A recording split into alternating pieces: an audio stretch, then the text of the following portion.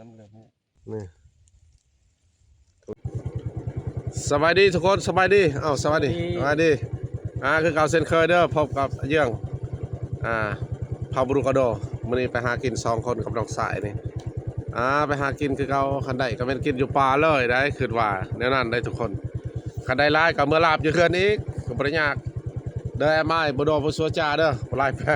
ยแบนบารณะบ่ดอยู่ในติดตามมาบ่นึงเลยบ่อยบ่ดอยากให้ทุกคนติดตามเนาะได้น้อยลายทำได้ป่ามื้อนี้นะมื้อนี้แดดร้อนเด้อยู่เฮือนบ่ได้จิตใจอยากไปหากินอยากกินปลาอยากสีปลาเพิ่งเลยบ่ได้กินปลาอยากให้ทุกคนติดตามไปนำกันเด้อระยะทางแต่นี่ประมาณหันกะอยู่ในประมาณ10กิโลนี่แหละปานนี้แหละทุกคนทางกะบ่ยากบ่ง่ายแล้วก็พอดีไปนะช่วงนี้บ่ง่ายมียากบ่ได้กันช่วงคนนี้เดี๋ยวยากเติบเลยติดตามไปนำกันเลยอย่าแก้ว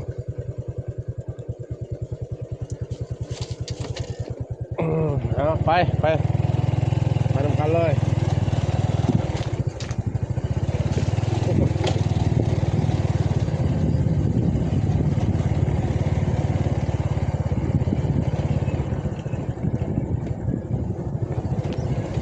ค่อยๆไปนะคนเพราะว่าเคยล่มไปคนนั้นคนล่มมันจะไปไวฮะนายเดิมต่อเลย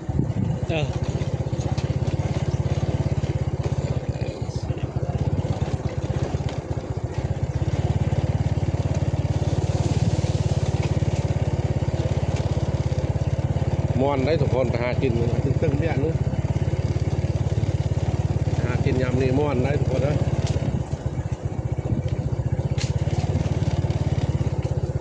บรรยากาศธรรมชาติม่วน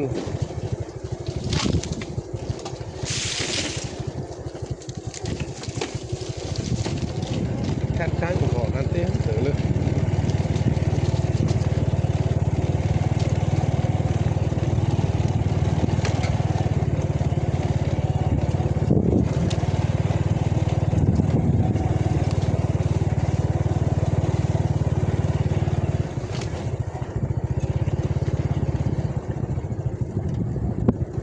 จะเลยเนียงๆเนาะ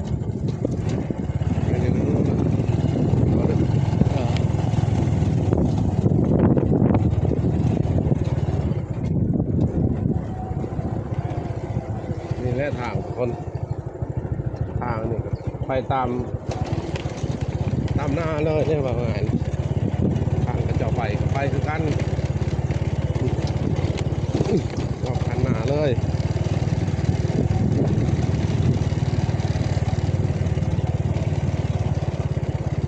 นี่คันคนก็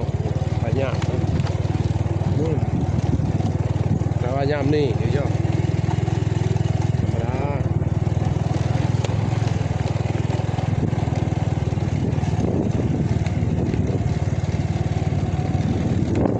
ม่วนชีวิตหากินตามธรรมชาติ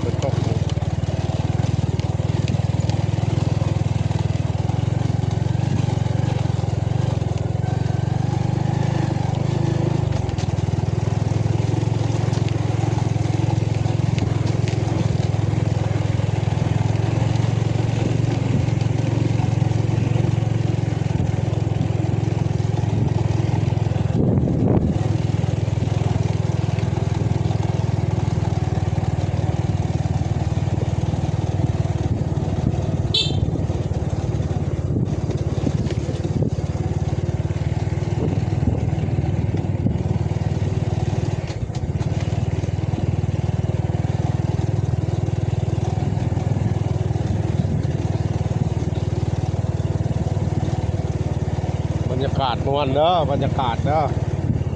บรรยากาศธรรมชาติตามดงตามป่า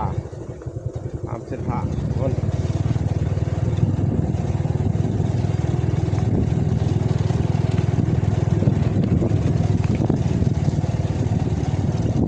ยามนี้ไปหากินเมื่อวานยามนี้ยามแรก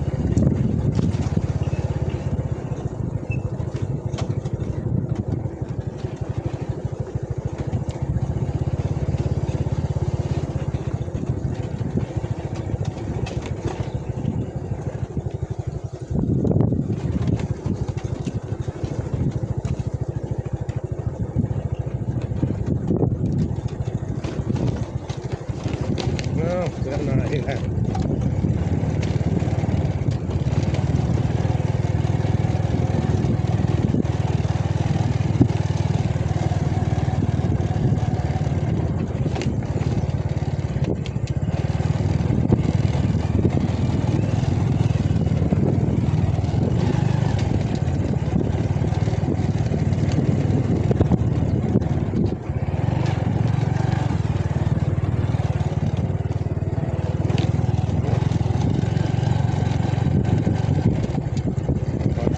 ค่อยไป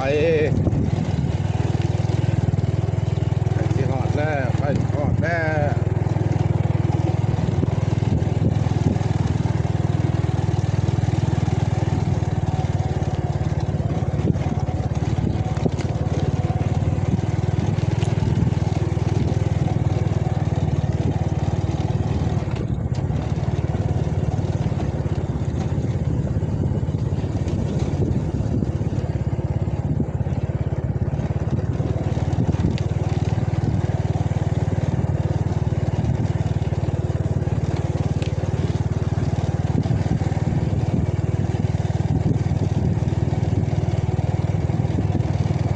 ผ่านมาอย่างไรผ่านโน่ซะผ่านจากนะ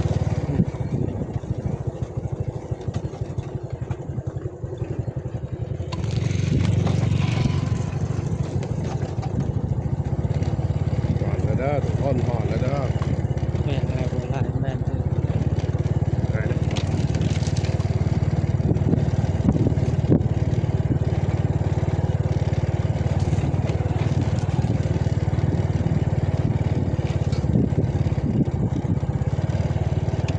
หอดแล้วเด้อจะมองเนี่ย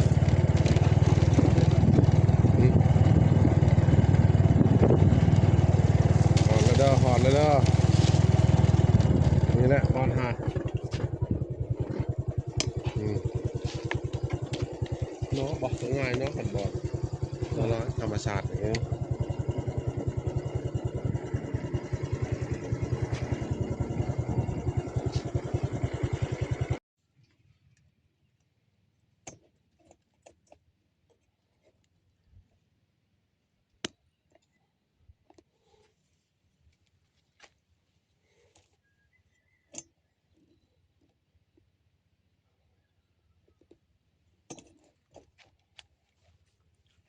พี่แอมแบนกี่เดียว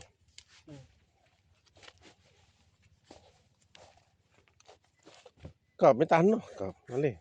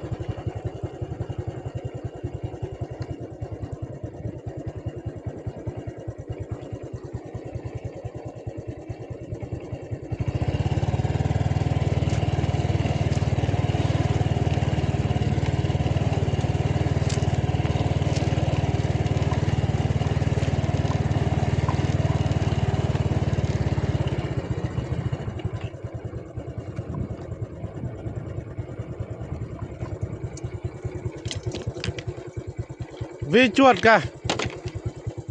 Really home.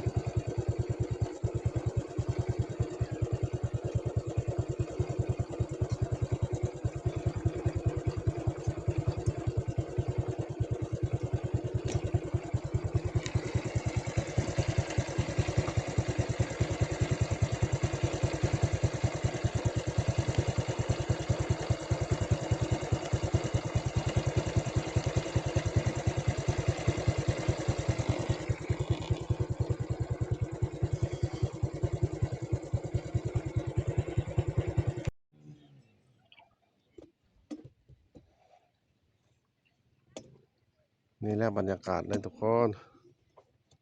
นี่แหละอยู่ตามน้ำตามธรรมศาสตร์เลยนี่แหละป่าหลายเด้อป่าหลายเด้อแกนำนี่นำห้วยตะสาบ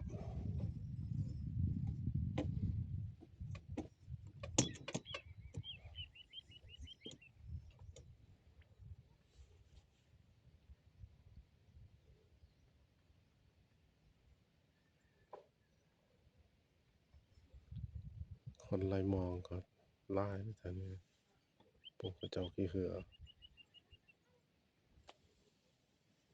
นี่แหละบรรยากาศม่วนบ่ให้เว้า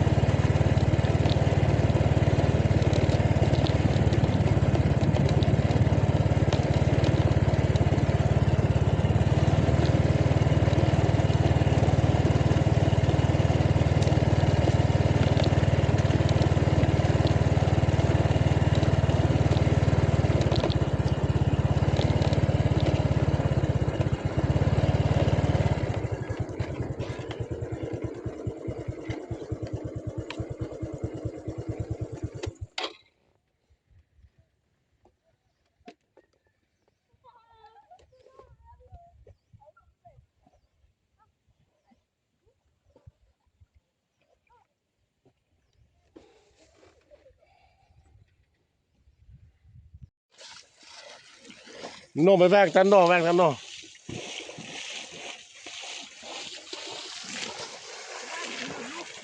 แม่แก้วลือทั้งปลาโทปลาโทแวกไปลือแวกไปลือ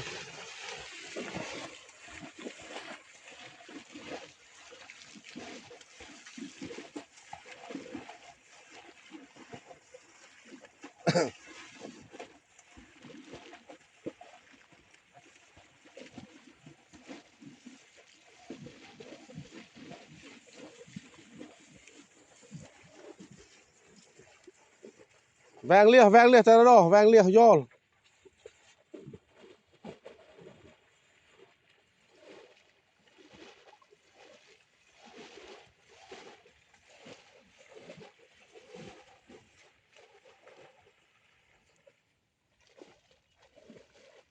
คันมาดำเรือบอนแบนเก่งไก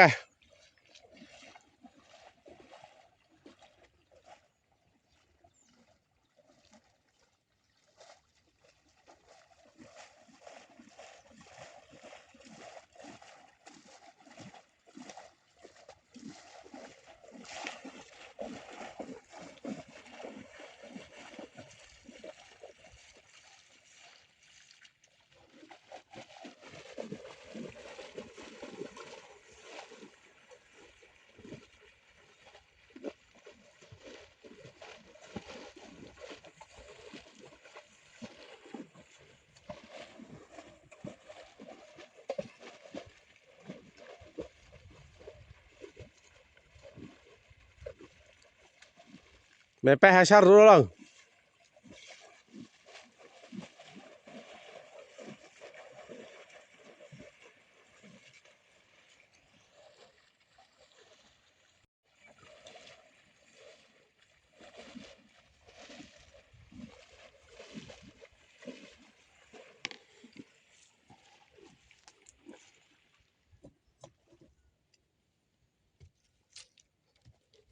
วิจวดกะ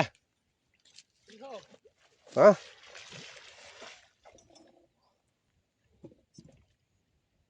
เลยได้จวดแบนเนาะยงนั่งทั้งตรงแบนเนาะบ่ยงนั่งเปลาะเรือ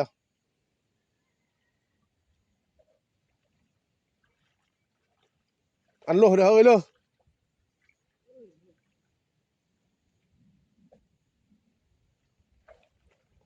ขนมแบนน้ำเลือกจวดนะคะ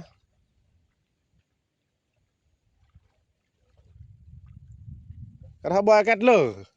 ลังเปิดเตอ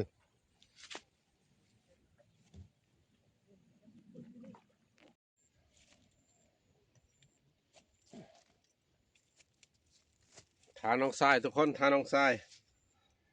เอาปลาจะได้ตั้งไฟจีกินแล้วทุกคนบรรยากาศมันดีธรรมศาสตร์มันดีบรรยากาศมันดีแดดร้อนๆอยู่เฮือนกะมันร้อนแล้วก็มาหากินคือเก่านี่ถือข้าวมานำทุกคนนี่มาหากินคือเก่าถือข้าวคือเก่านี่มากินมานี่แหละโอ้ยติบข้าวกับทุกคนอันนี้บ่นี่แหละข้าวกับหลายๆนี่กินอีกจังเมื่อทุกคนเพราะว่ามันร้อนเด้มันร้อนกลับมากินโอ้ยน้ำได้อยู่เลยกันได้ปลาก็สิหากินสิได้จี้แถวนี้เลยทุกคน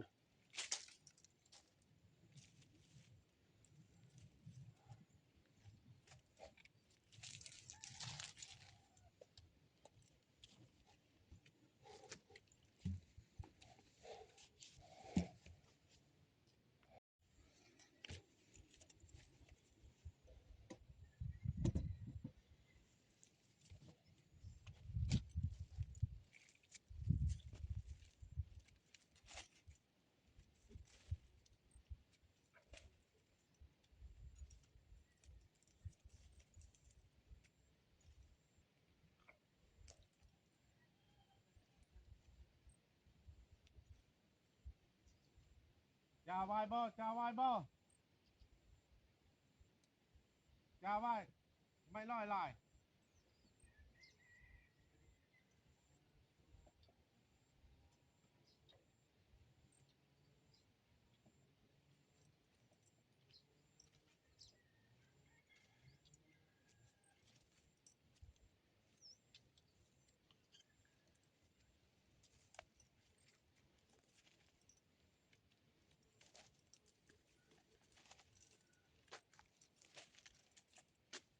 ไปเอิ้นนักสายเอาปลามา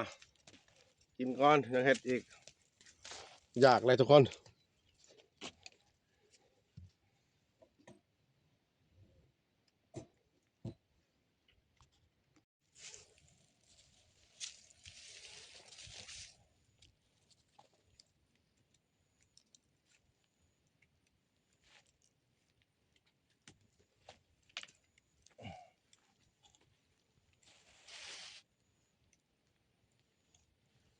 มาเด้อจีปลาเด้อทุกคนจีปลาเด้อได้จวดแบนคือมันบ่นำเรื่องจวดเก็บนั่งแบบไปแบนลงมาเคราะห์เลย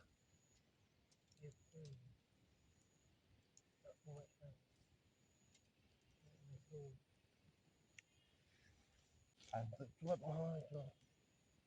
บ่ลังไหมเนาะ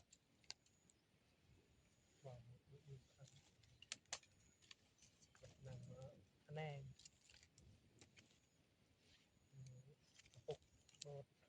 นายน้ำมายำเพื่อบอกเลย นักหลายเป็น อะไรกี้นายให้บอกกันเลยทุกบ่าว เด้อแอบอายเด้อจ้าบ่วยเด้อจ้าบ่วยเด้อ ตำรวจตายตั้ง บอกบ่วยจ้าบ่วย แบนแมน ต่อยทางแบนหนูเลยบนเลยแบนเกินตัวต่อย จัลโลเตอร์อัน แบนอันได้ จัลแบนแมนโนเตอร์แบนอัน มันก็โยมเบี้ยเลย โยมแบนจวน นี่น้องแบนย้วน อันนุชิกล้า มันโนกระเลย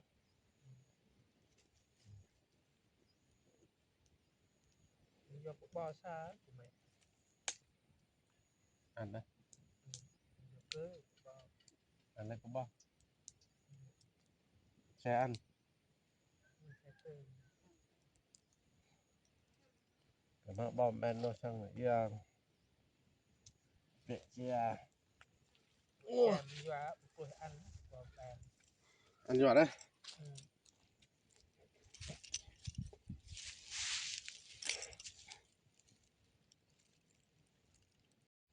อันพ่ออยู่เดี๋ยว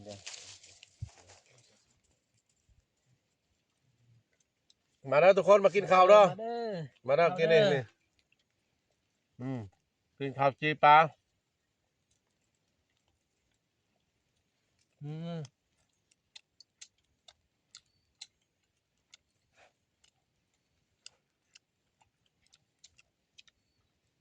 กินข้าวอยู่ปลาเลยได้หากินได้ทุกคน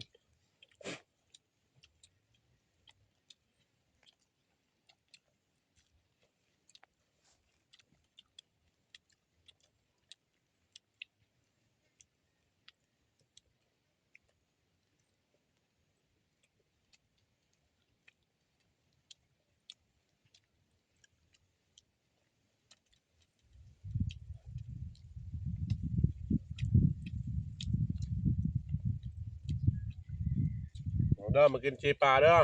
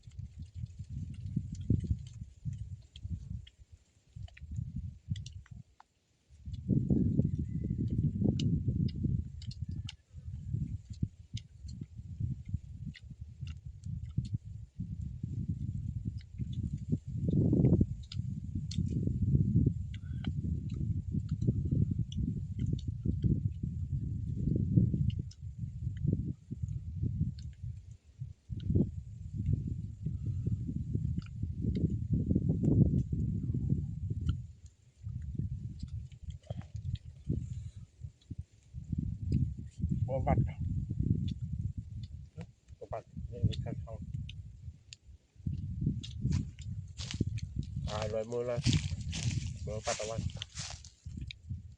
ทุกคนมาเด้อในจีปลาได้นี่ได้จีปลาได้นี่นี่แหละมาเด้อจีปลาเด้อ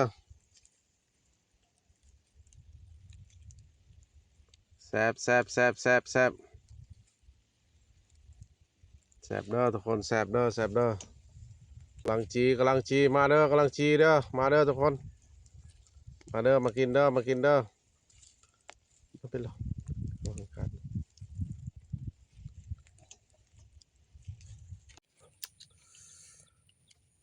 อถือว่าการกินข้าวปลาครั้งนี้ก็โจะไว้สำนี้เนาะทุกคน